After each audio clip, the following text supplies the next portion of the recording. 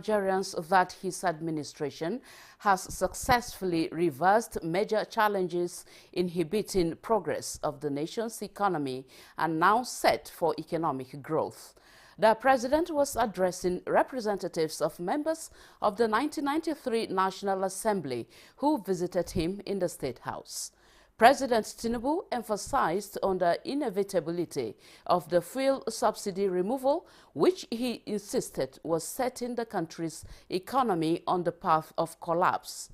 Now, with various reforms instituted, the president says a good foundation has been formed for a trajectory of lasting growth and development. We are almost becoming unable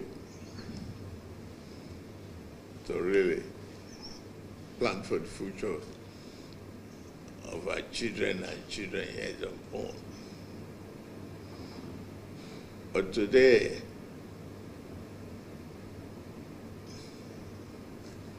we are sitting pretty well on a good foundation.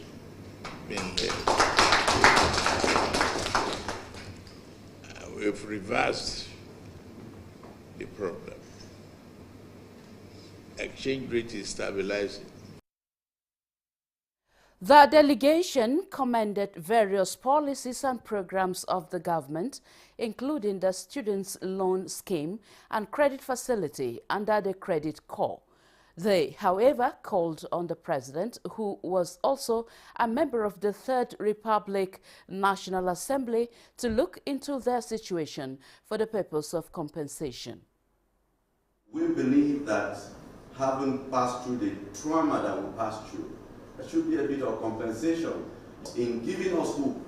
It is repairing the damage that the nation has passed through, and we know you are in the right place and the right person who will do it. The delegation decorated President Tinubu as a hero of democracy. They observed a minute silence in honor of their colleagues who have departed. Now, with common vision between the Nigerian and Brazilian leaders to liberate most of their peoples below the poverty line, both countries are strengthening economic partnerships to achieve the goals.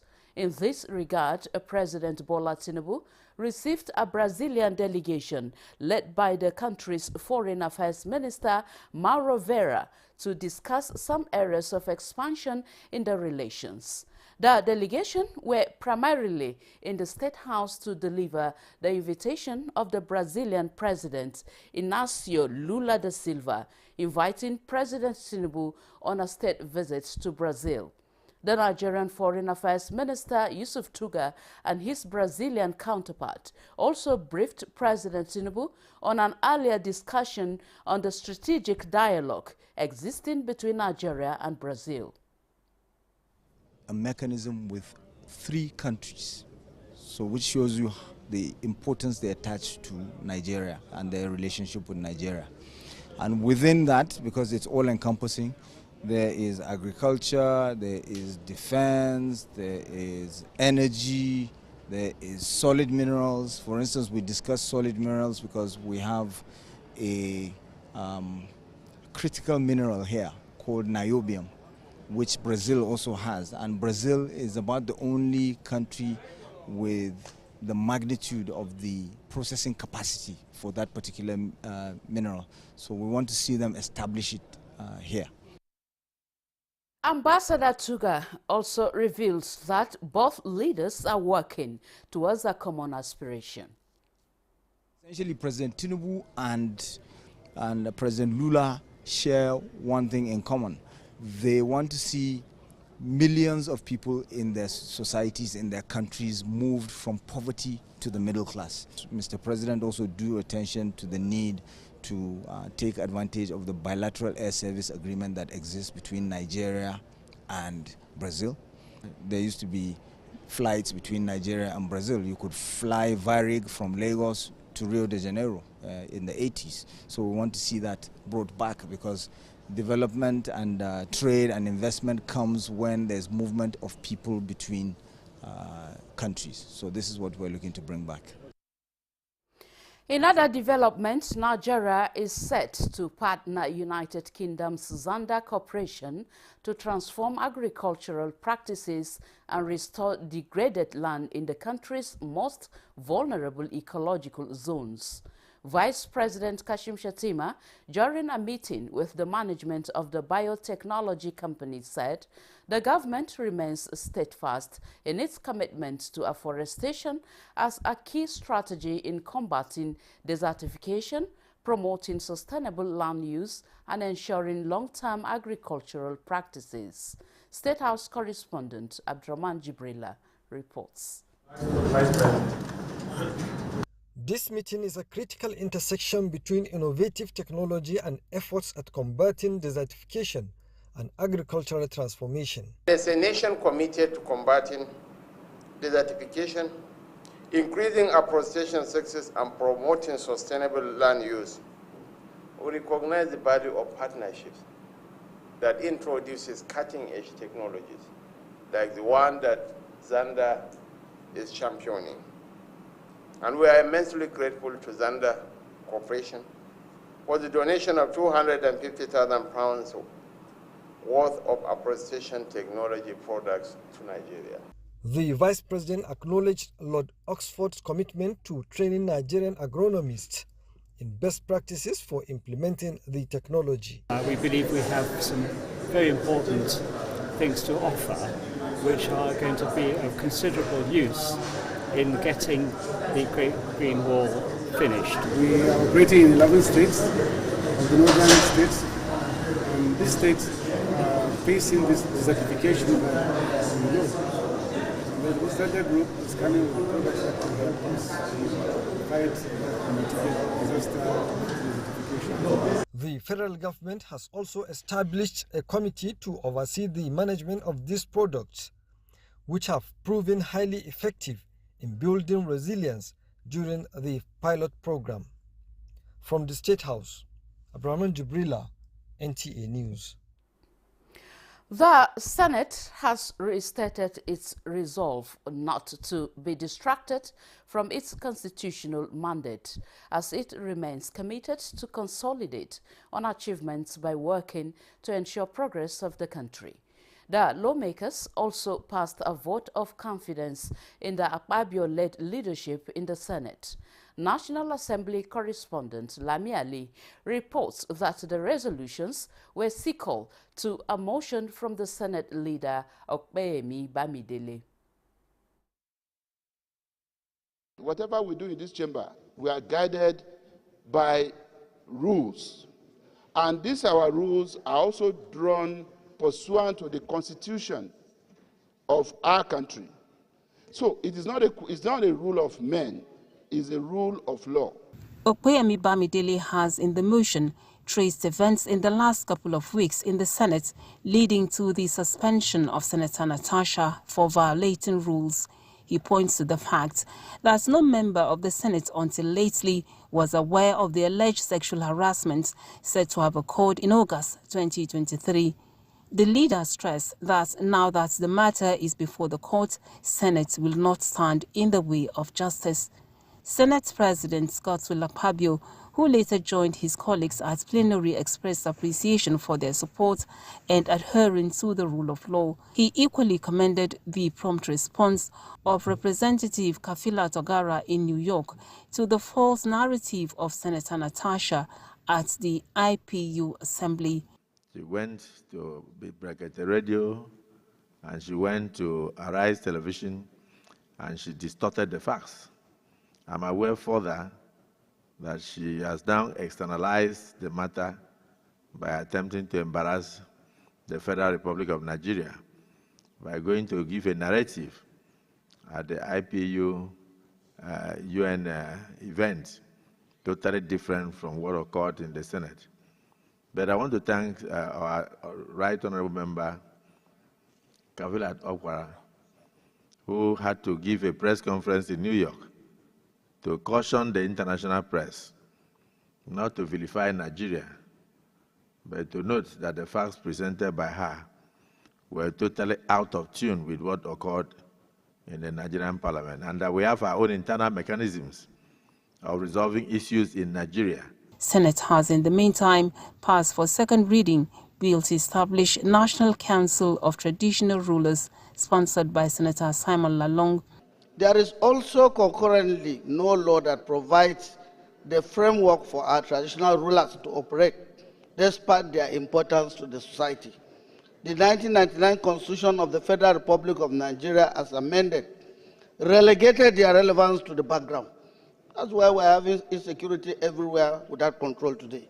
Why don't we have a National Council of Traditional Rulers, something similar to National Council of State, in a manner that they can advise government from time to time on issues of importance to our national development? Bill to amend the Electoral Act to enable early voting from Senator Abdulaziz Eradua also passed second reading. The police, the military and other security, journalists, observers, and others who work on election day to uphold the integrity of the process are effectively denied their rights to vote. The number of those excluded from voting could change the outcomes of election results. We should always make sure that no Nigerian is disenfranchised from performing his or her civic responsibility. Open every avenue for every Nigerian so that he can be given the opportunity to vote. The bill makes provision for those on essential duties to vote before the election day. From the National Assembly, Lami Ali, NTA News. In the meantime, Senator Natasha Akpoti-Uduaghan, representing Kogi Central, has filed a contempt charge against the Senate President Godswill Akpabio following her 6-month suspension. The charge, contained in Form 48 of the Federal High Court, Abuja, also names the Clerk of the National Assembly and Senator Nedda Imasium, Chairman of the Senate Committee on Ethics, Privileges and Code of Conduct, as contemnous. Senator Uduaghan claims her suspension violates an existing court order issued and purportedly served on the alleged contemnous. In an ex parte motion, the Federal High Court had ruled to halt any investigation into the senator's alleged misconduct, which originated from a February 20, 2025 plenary session. The interim injunction prevents the Senate committee from continuing its inquiry until a formal ruling is made. In a response to the lawsuit, Senate President Akpabio challenged the court's jurisdiction, arguing that the Senate should not be subjected to external interference. The court has set March 25, 2025 for the hearing of the matter. This is the News at 10 on NTA News 24. Let's pause here for a break. We'll be back shortly.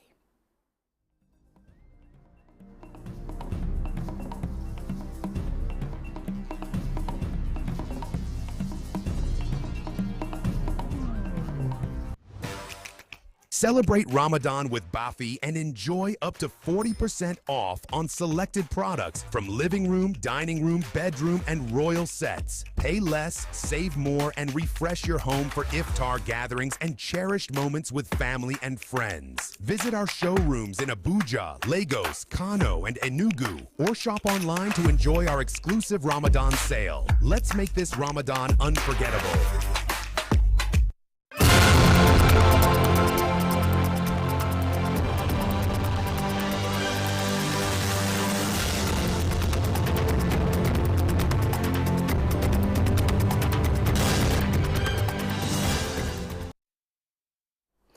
Thank you for staying with us on the News at 10 on NTA News 24.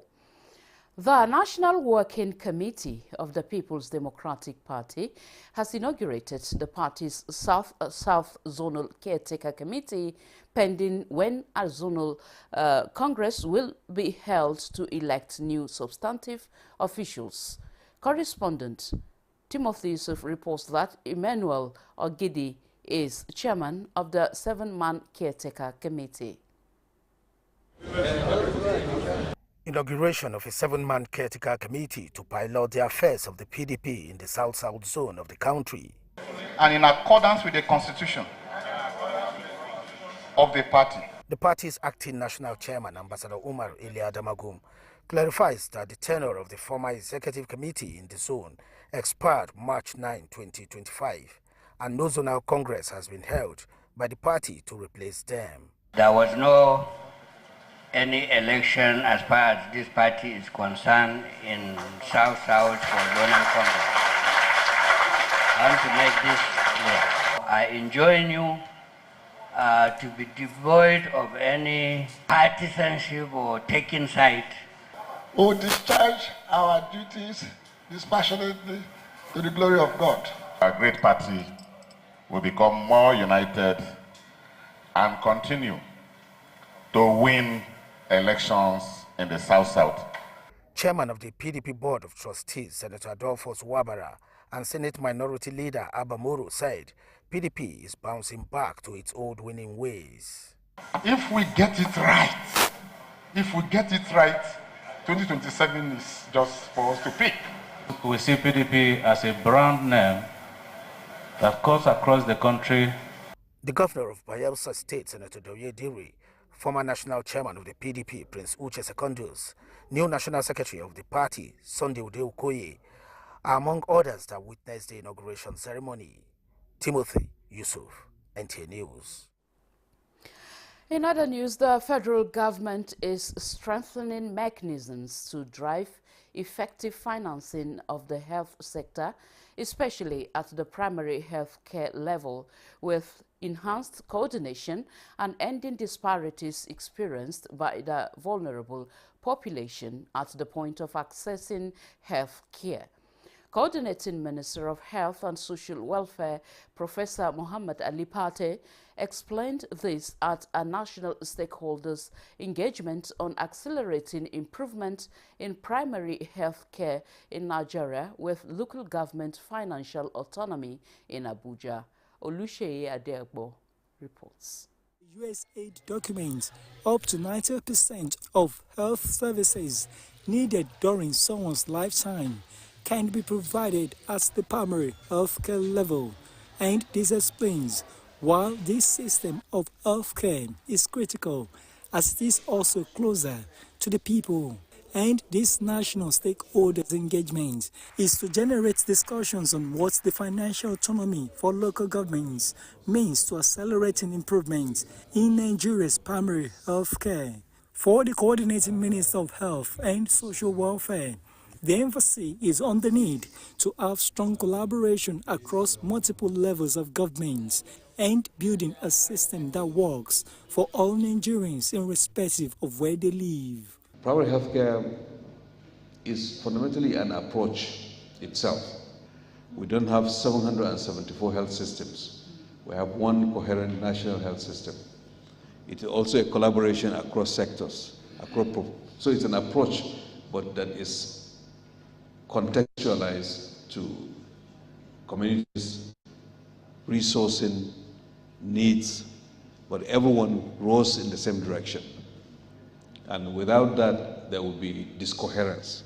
The 774 local government council chairmen in Nigeria are ready to collaborate with all relevant stakeholders. Ultimately, all of this is about pursuing the president's agenda to make primary healthcare universally accessible to all Nigerians. So the service delivery element of this really, is about the people and how we give them services. Local government authority is really a way to go because it will put the impetus needed to drive efforts at the community level. And the fact that everybody is here, sitting on the same table, ensuring that the challenges are spoken to, and of course solutions that will ensure that every Nigerian, wherever you are, at any level, can get equal, equitable healthcare delivery. While the Association of the Local Government Chairmen of Nigeria pledged commitment to the cause, partners described the initiative as a viable pathway to meeting the Universal Health Coverage (UHC) agenda. In Abuja, Olusheye Adiagbo, NTA News. All is now set for the passage of the 4 tax reform bills as the House of Representatives has adopted the report of its Finance Committee on the bills at the Committee of the Whole. This follows close-by-close consideration of hundreds of amendments to the bill emanating from inputs at the public hearing. National Assembly correspondent Mitaire Ikpeng has details. The 4 tax bills are in the final lap of the legislative process and the finish line is in sight. Highlights of the adopted reports include establishment of the Nigeria Revenue Service and Tax Tribunal, retention of 7.5% VAT rate, returns for VAT irrespective of where returns are filed, assessment of tax in currency of transaction, as well as tax exemptions for specific agricultural businesses and military officers. For our military men and women, especially those in war fronts, that in view of what they are going through, there is no sacrifice that is too much. And we propose that their payee, personal income tax, they be exempted from personal income tax. Henceforth, this is our submission. What you have before us is a reflection of Nigeria, Nigeria's interest, Nigeria's agitations, and Nigeria's inputs into what they feel should be the revised tax bills for Nigeria. Lawmakers applauded citizens' participation and inputs in the consideration of the bills, which they say helped in resolving areas that initially generated controversy. Every shade of Nigeria was represented in that deliberation, and you can see from the clause-by-clause readings today that there was no dissecting voice. And I can tell you both that even though we are from the opposition, we are so proud of this historic moment that is going to bring more people into the tax net and is going to create more revenue for effective running of government. All contentious areas have been resolved collectively. There is no any section that there has not been an agreement on. The exempted ones in the tax, and this is the essence of the reform. If you consider that of the military, I think they deserve more than that. What we did was an offshoot of the submissions that we got from the public. It was never seen as a perfect document. It was a proposal from the executive, and the public hearing provided the Nigerians with the space to actually make it a better document. I want to appreciate every Nigerian for showing interest in this bill, and of course we are sure that the bill or the law that will come after this will be acceptable by all Nigerians. Passage of the 4 tax reform bills is just a stone throw away in the House of Representatives, and lawmakers here agree that tax administration in Nigeria is on the verge of experiencing critical reforms. From the National Assembly, Mitaire Ikpeng, NTA News.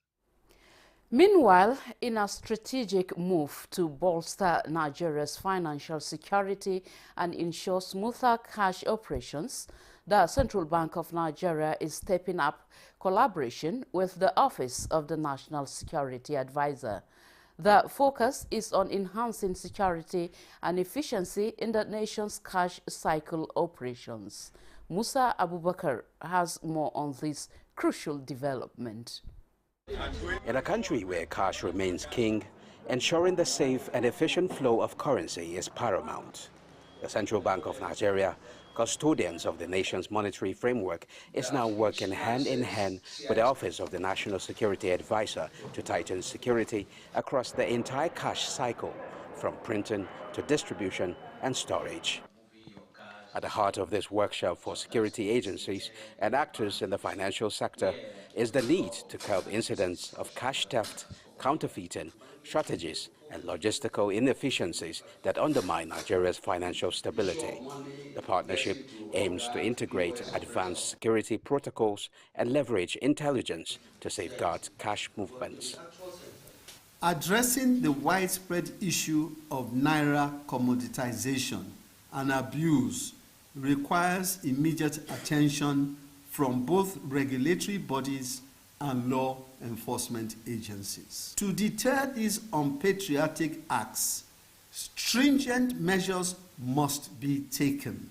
I urge all stakeholders to commit to actionable outcomes from this seminar. Together, let us build a financial ecosystem that is secure, resilient, and inclusive, one where cash movement is safe, so shortages are minimized, and confidence in the financial system is strengthened. Securing Nigeria's cash cycle is more than just protecting currency. It's about safeguarding economic integrity as the CBN and national security bodies tighten their grip.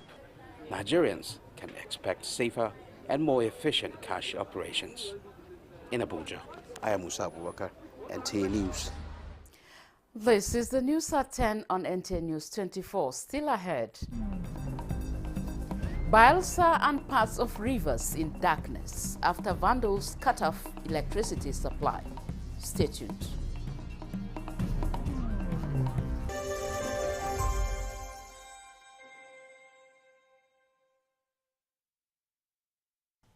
I am Oluremi Tinubu, the global and national Stop TB champion.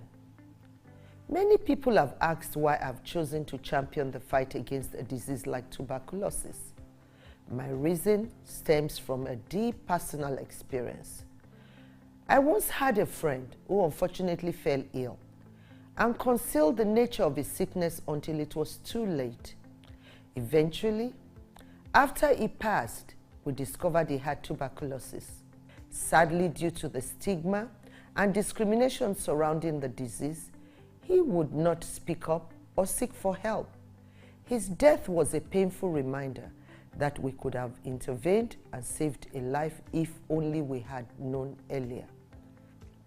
Tuberculosis is an airborne disease that primarily affects the lungs, but can also impact other parts of the body.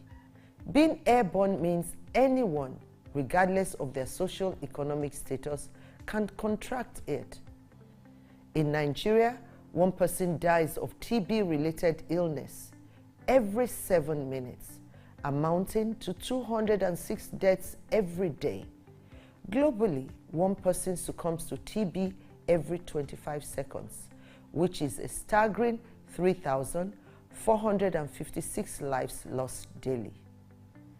These deaths are entirely preventable because TB is curable if detected and treated early.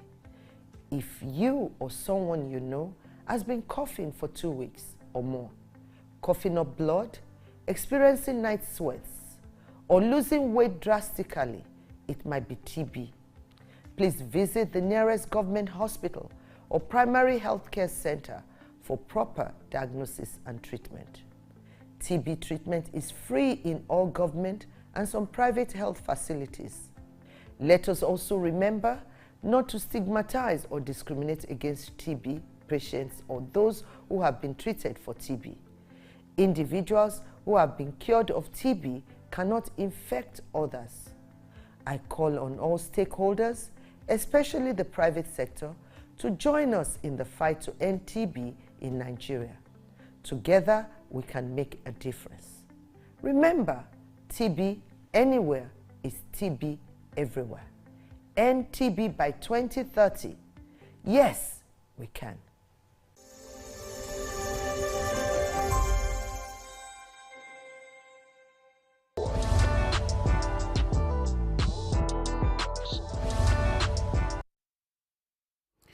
Thank you for being there. The Benue State Police Command has condemned the destruction of property in Naka, Gweru West local government area by some youth. Commissioner of Police Hassan Yabanet, while on an on-the-spot visit to the area, assured that perpetrators will be made to face the law. Blessing Omeche Ebute has details. On Tuesday, 11th of March 2025, information was received that some youths were protesting at Naka, the headquarters of Gweru West local government area of Benue State. The Commissioner of Police, Hassan Yabanet, swiftly responded by moving to the area in company of other heads of security agencies to assess the situation and take necessary actions. Upon arrival at the scene, it was gathered that some suspected headers had attacked and killed 3 youths in the area. The development led to a protest by some youths which turned violent, leading to the destruction of the local government secretariat, palace of the Tei Nagi, and properties of some prominent sons of Gwe West. But just 2 days as I dash out, this thing happened at my back. It was if they were planning to see if I am out of the town and they will do what they want. I will team up with the DPO to make sure we dig very deep to see if there is any hand in this. That hand must be brought to book. Commissioner of Police Hassan Yabanet, while commiserating with family members of the deceased, condemned the killings and promised to bring perpetrators to book. And I want to assure the Naka and all the good people of Naka that they should, there's normalcy has been restored now. They should relax. They should not take laws into their hand. We are going to do the needful. Make sure that all those who are involved are brought to book. He advised citizens to go about their lawful businesses as increased security presence have been deployed to the area to prevent further breakdown of law and order. From Naka, Blessing Omeche Ebute, NTA News. Electricity supply to the entire Bayelsa State and parts of Rivers State has been cut off following vandalism of 4 towers along Owerri-Ohada transmission line. The incident disrupted power supply to the Ahada, Baren and Yenagwa substations, thereby affecting supply to the 2 states. Transmission Company of Nigeria TCN says it is mobilizing personnel and materials for immediate repair of the vandalized towers so as to restore supply to the affected states.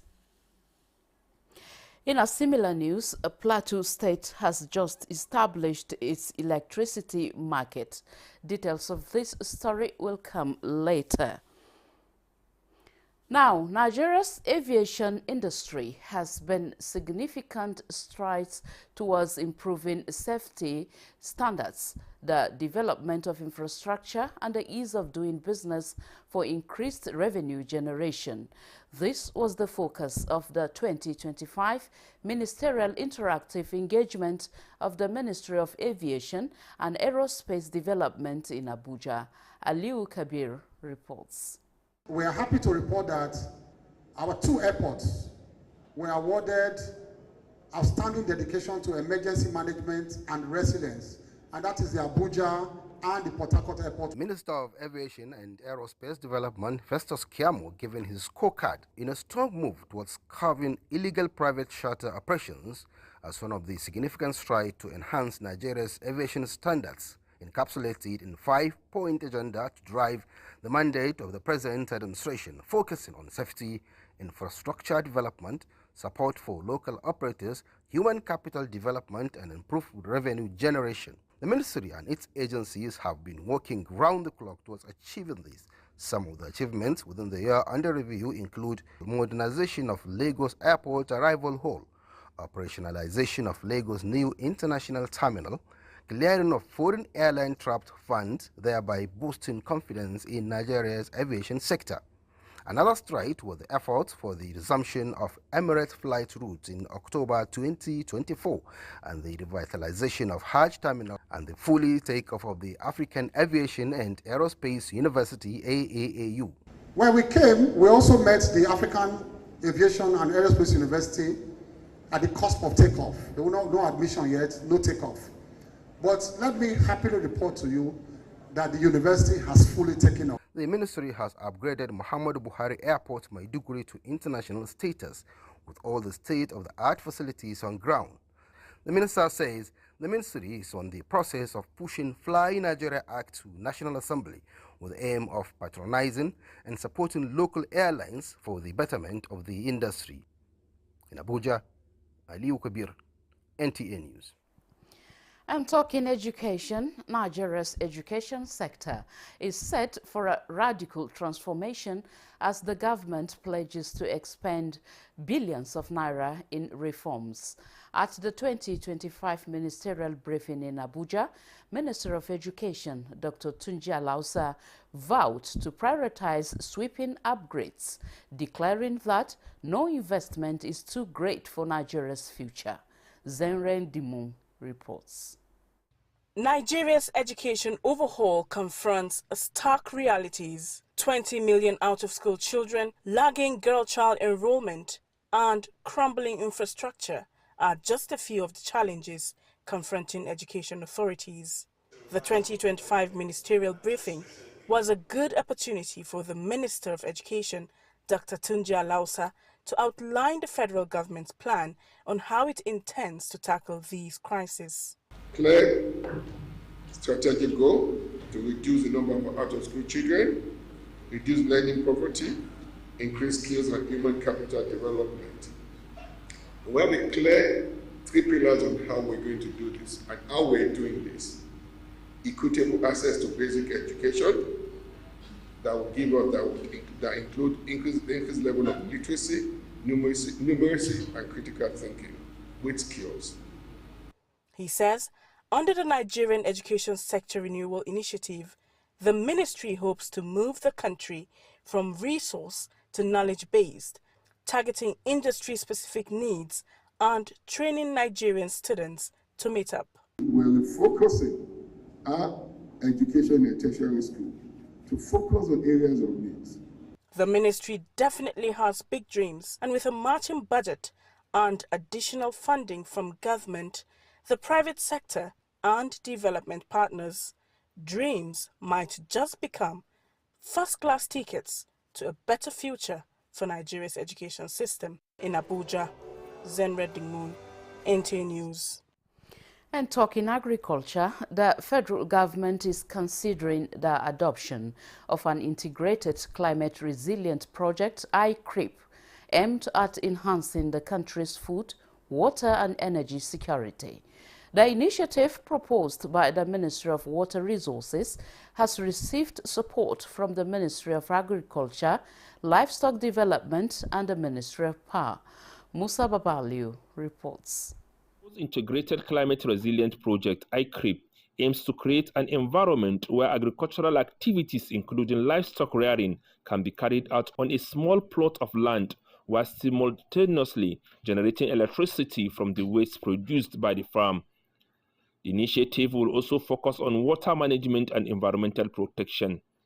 This will involve adopting indoor farming for both crops and fodder, as well as integrating solar and other renewable energy sources, which is supposed to increase dairy and meat production sustainably to reduce import dependency.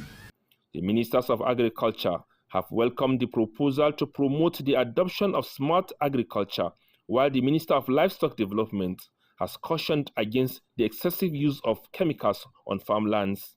Proposals need to be looked into passionately and see how we can leverage on expertise and our own knowledge, inbuilt knowledge, and see how we can adapt to our own peculiarities and see how we can move in terms of income generation, in terms of food sufficiency. I think in the ministry we are also embracing the urban agriculture now.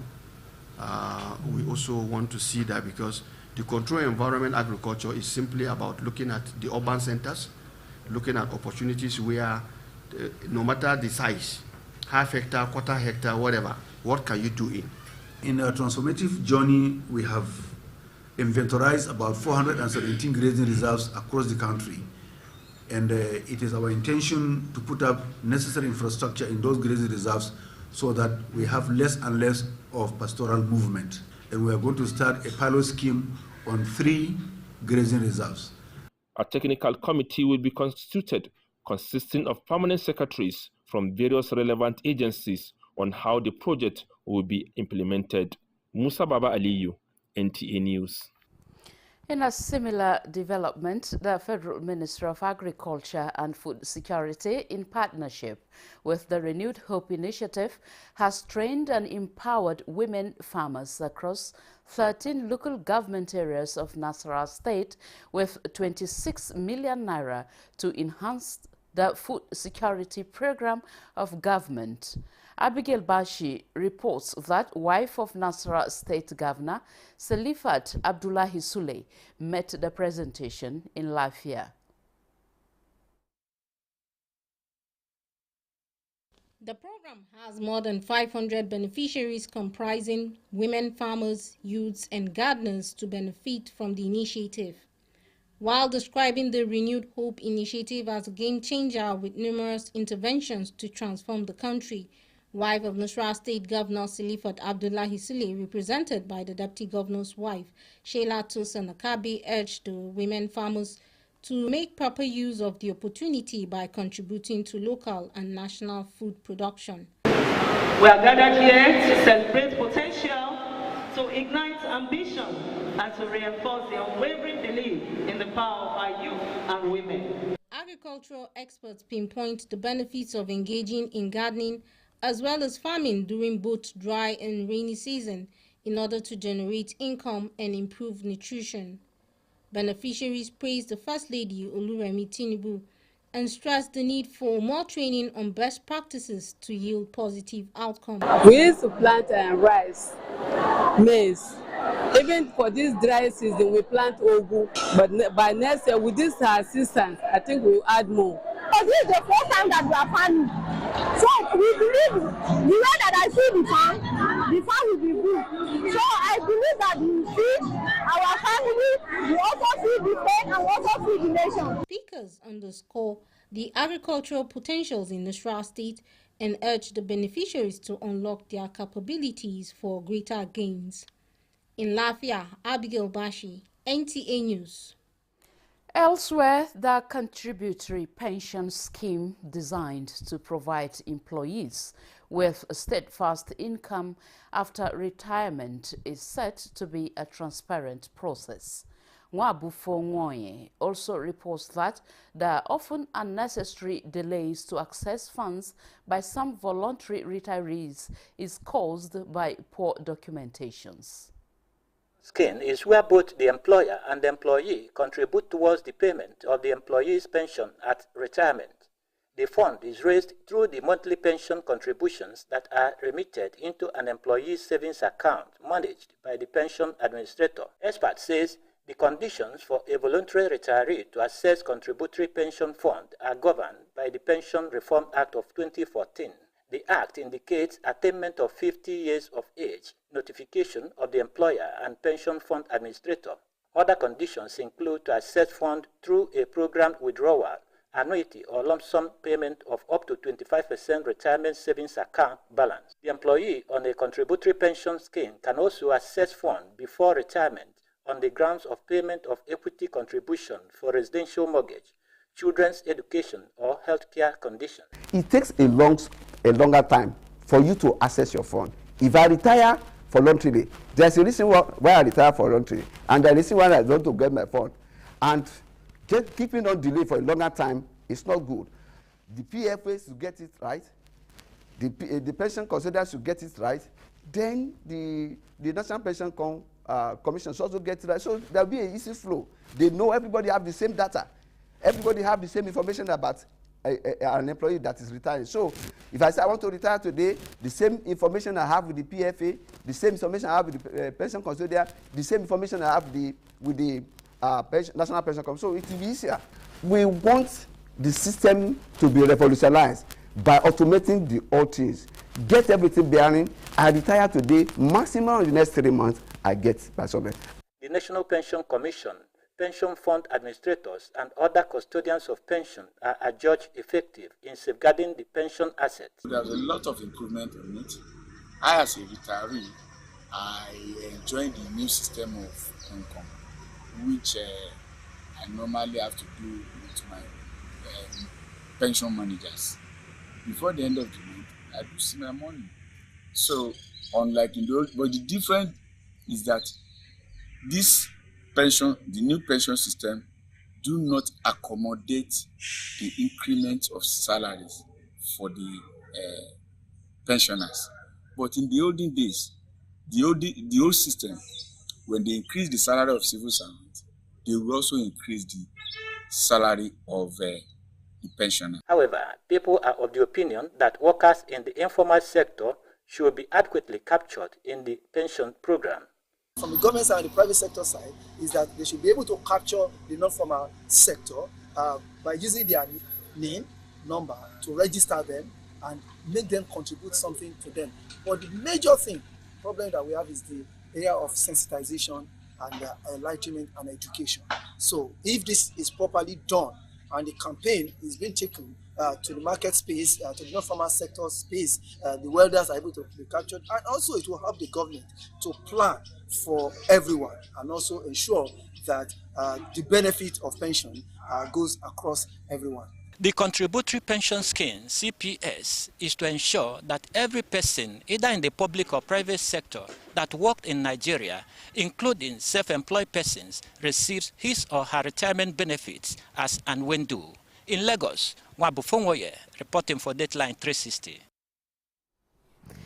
The Minister of Information and National Orientation, Mohammed Idris, has appealed to religious leaders, particularly Muslims, to use the holy month of Ramadan to pray for Nigeria's success and promote unity. At the fourth session of the ministerial press briefing in Abuja, the minister assured that President Tinubu is leading Nigeria with the fear of God, guided by the conviction that history will judge his administration. Salihu Abdullahi Gwanara reports. The roll call of ministers continues as the platform for an interaction provided by the government spokesperson remains active. Let me also seize this opportunity to let you know that the Federal Ministry of Information and National Orientation, is also presenting to the public. Every month we have what we call the FGN Connect. As he set the ball rolling, the host minister, Mohammed Idris, reaffirmed that Nigerians are already counting the gains from the steady reforms that are geared towards building a new Nigeria. Let me say that we have crossed the Rubicon, and the pains are gradually easing as the positive impact of these reforms are beginning to manifest. Already, we are witnessing a marked reduction in food prices, stability in the exchange rates, and a gradual decline in the cost of petroleum products, which are clear indicators that reforms are indeed yielding positive results. He's emphatic that the ministry under his supervision will remain a watchdog of the society to ensure that citizens remain actively engaged in the nation's governance process. I want to urge all our Muslim and Christian leaders, particularly during this period of Ramadan and Lent, to continue to pray for Nigeria's success. With unity, faith, and collective effort, we will emerge stronger, more resilient, and positioned for lasting prosperity. So far, 30 ministers have given the scorecards of their ministries, including the Minister of Aviation and Aerospace Development, who has appeared twice in Abuja. Salihu Abdullahi Gwanara, NTA News. This is the news at 10 on NTA News 24. Another look at our top stories. Nigeria and Brazil solidify partnership to lift millions out of poverty.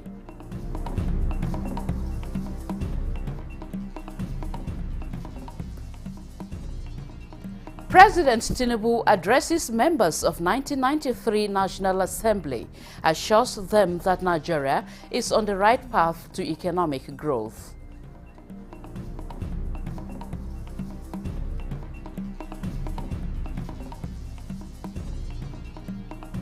Vice President Shettima welcomes Green Resolution as UK's Zanda Corporation partners with Nigeria on afforestation.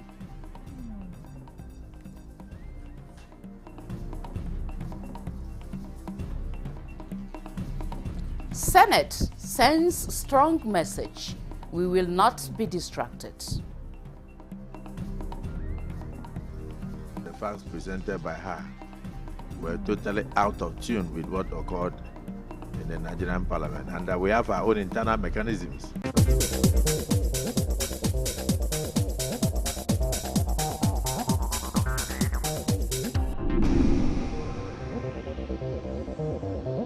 This is NTA News 24. The country director, International Society of Diplomats to Romania, Marcia Teodorescu, has challenged stereotypes and misconceptions about Nigeria, acknowledging the warmth and hospitality of the Nigerian people. This was during the official visit of the Romanian diplomat to the country at the instance of the International Society of Diplomats in Nigeria. During his stay in Abuja, Mr. Teodorescu explored various parts of the city experiencing Nigeria beyond the narratives often portrayed internationally. 99.9% of my heart will remain here. Because those people who are not knowing what is Africa, they just listen to other people. But when somebody had the experience, what is Africa, he will come back, and I will be the one of them. International Society of Diplomats in Nigeria noted that the visit marks the beginning of new partnerships, opportunities, and stronger relations between Nigeria and Romania as ISD continues its mission of global diplomacy, trade, and conflict resolution. To promote global diplomacy, friendship, trade and investment, peace, and social justice around the world. We're already on course discussing his purpose of coming, both in diplomatic circle, business, relationship, understanding, partnership.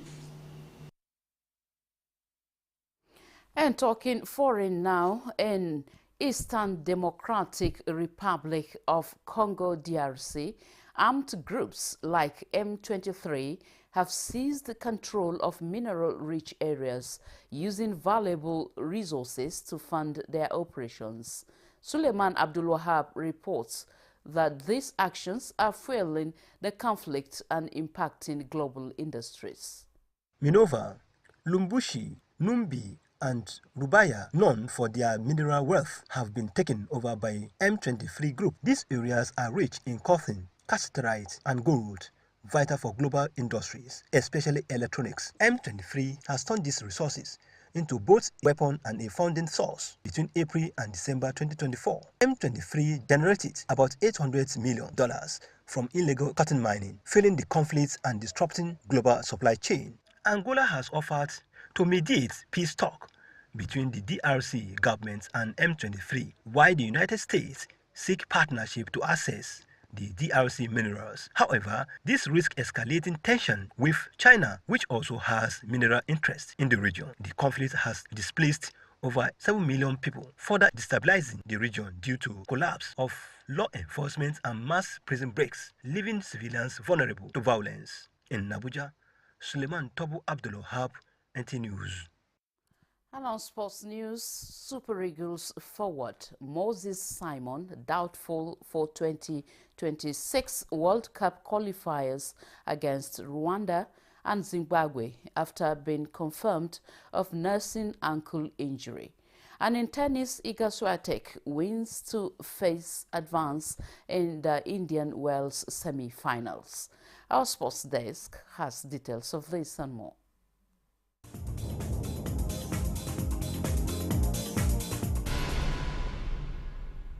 Nigeria international Cyril Dizes and Leon Balogun were in action as Rangers secured a penalty shootout win over Fenerbahce in the second leg round of 16 of the Europa League on Thursday. Very, very tired, but very proud and very happy. It's a big achievement for the group, for the club again. I think it's massive for the supporters. Also, Super Eagles right back Bright Osayi Samuel was in Fenerbahce's starting lineup after returning from suspension. Rangers lost the return leg 2-0 at Ibrox with the scoreline at 3-3 on aggregate, but went on to win 3-2 on penalties. Other teams who picked quarter-final tickets are Athletic Bilbao, who beat Roma 3-1 to advance 4-3 on aggregate, and Frankfurt who hammered Ajax 4-1 and secured a 6-2 aggregate scoreline.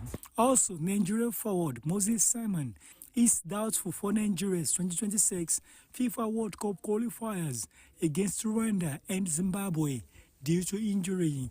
Simon failed to train with his teammates for 3 days this week, according to North's manager. The winger is also doubtful for this weekend's clash with Lee.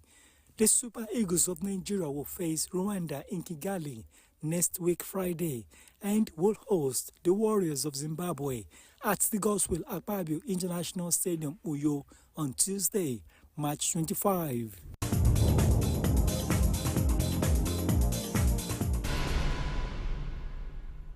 And that concludes the news at 10 on NTN News 24. Thank you for watching.